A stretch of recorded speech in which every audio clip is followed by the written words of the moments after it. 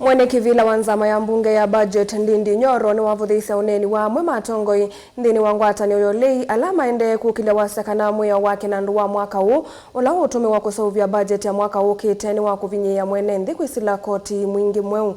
Nyoro aineni achathini cha uthaithi Narok ni waweta silikali ndi na kielelo cha kumongelela mwene ndi muyo mwito wa koti ona vanini. Caleb Chalo ena mauvo. Muyumbo wa Kiaru Ndindi Nyoro akinenea chathini kimucho uthaithi kuya Narok ni wawetakana kilate maulei meunenea no mawendekethio manini kuma muveano wa kinandu na vala wawetakana eseso yose uvya wa mwao uu ikambia chumani kitu kwata na woni wake la mwene nthi ukakonyo nthini wose uvya wa mwao uu wa kinandu kana finance bill ya mwaka wa 2024. So katika hii mambo nimeona ya mambo ya finance bill ya 2024 ile iko ni proposal from the National Treasury. When the proposal from the National Treasury comes to Parliament, that is when the main process begins. So yale yote tumeona ni proposal. I want to assure the Kenyan people in the entire process of making the finance bill to become a finance act, all Kenyans' voices will be heard.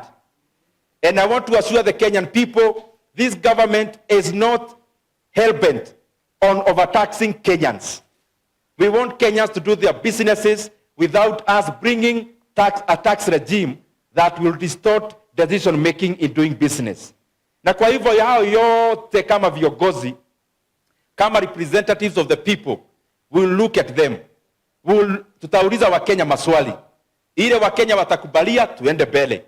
Ile Wakenya wataona igoje itagoja. Ile Wakenya watasema hatutaki tutawachana nayo. Kwa sababu nchi ya Kenya sio ya sisi viongozi. Na rais wetu ametuonyesha ya kwamba we are just but servants. Kenyans are the supreme people in Kenya.